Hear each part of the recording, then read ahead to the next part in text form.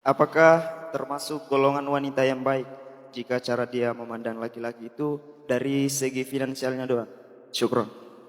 Saya nggak setuju ada istilah cewek matre.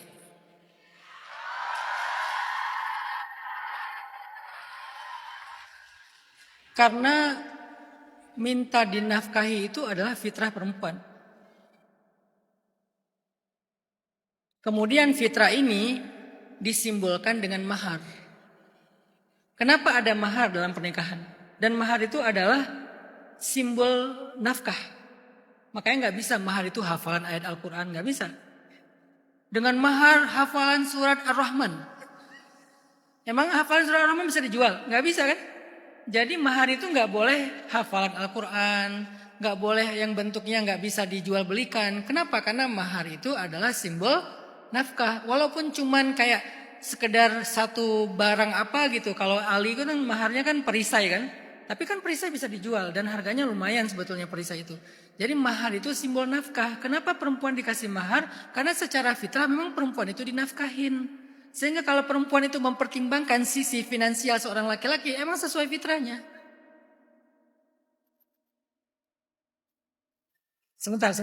Belum selesai.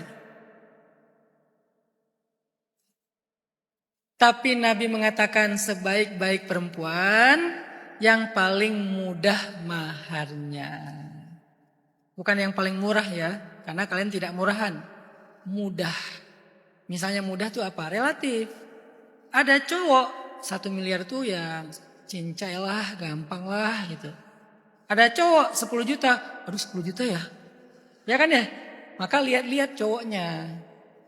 Kalau kalian udah seret, coba lihat kemampuan dia. Kayaknya kemampuan dia sih 200 juta ya. Ya udahlah 200 juta itu mudah buat dia. Jadi sangat relatif. Tapi apakah itu mengharapkan seperti itu? Misalnya nih, nafkah itu kan relatif juga. Ada laki-laki udah ngasih nafkah, masih minta maaf. Yang aku minta maaf ya, baru bisa ngasih belanja sebulan 50 juta. 50 juta minta maaf. Kenapa? Karena kemampuannya lebih gitu. Cuman masih kepake buat usaha, buat bisnis atau apa. Itu sangat relatif. Tahu nggak maharnya Rasulullah kepada Khadijah itu berapa? 10 miliar. Ketika Rasulullah menikahi Khadijah, Rasulullah ngasih kepada Khadijah 100 ekor onta. Kalau satu ekor ontanya harganya sekitar 100 juta, berarti berapa? 10 miliar. Jadi maharnya 10 miliar.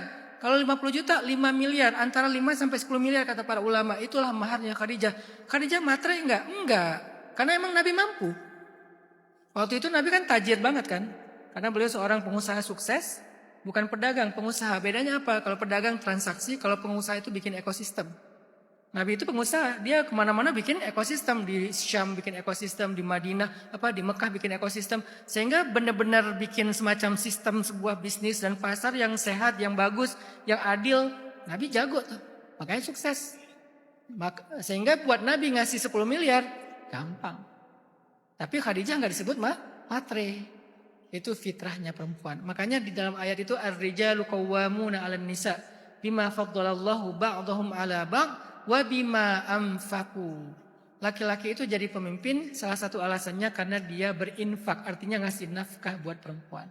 Jadi boleh banget perempuan mempertimbangkan sisi itu. Laki-laki, saya juga nggak setuju dikatakan laki-laki itu nafsuan. Emang dia nikahnya cuma karena nafsu. Emang.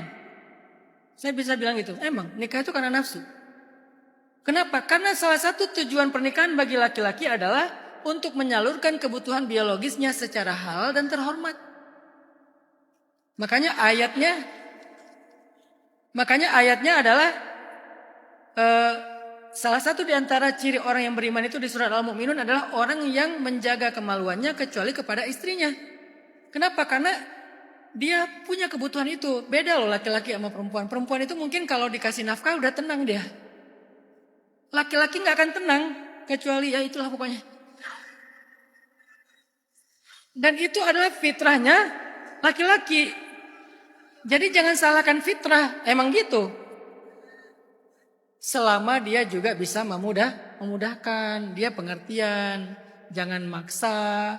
jangan dengan cara-cara yang haram dan seterusnya.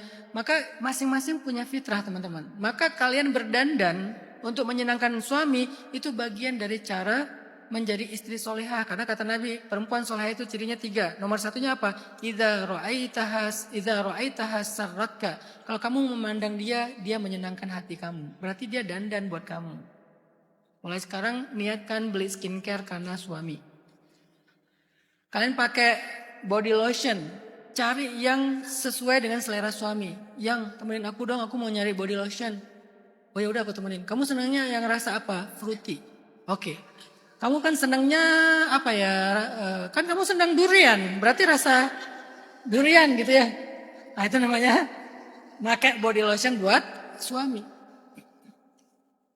Strawberry, jeruk, vanilla, bukan fruity ya. Ya apalah pokoknya. Itu tuh pakai parfum buat suami, pakai skincare buat suami. Kalian malam-malam tuh di depan cermin. Niat ini buat siapa? Kalau buat suami pahala. Kalau buat TikTok. Kenapa kok itu penting bagi suami? Bahkan ketika Nabi mengatakan nikahilah perempuan karena 4 alasan kan? Nomor satunya apa? Apa istilahnya? Rupanya.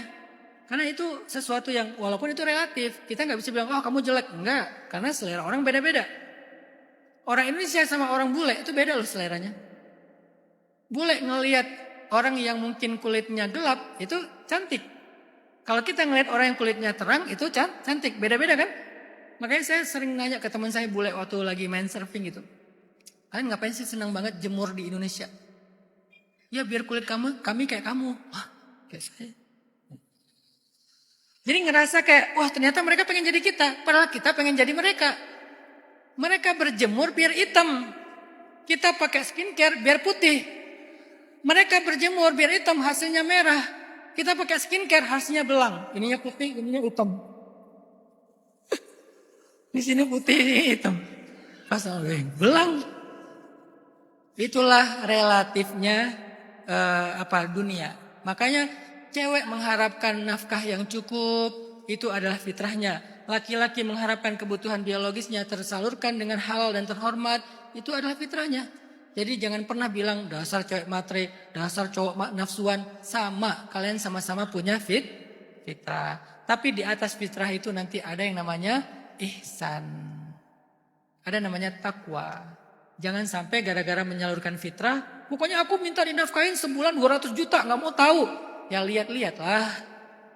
Kalau dia kondisinya ya UMR, pokoknya aku setiap bulan gak mau tahu 2 juta. Nah itu, karena UMR-nya 3,5 juta misalnya. Jadi lihat-lihat kondisi.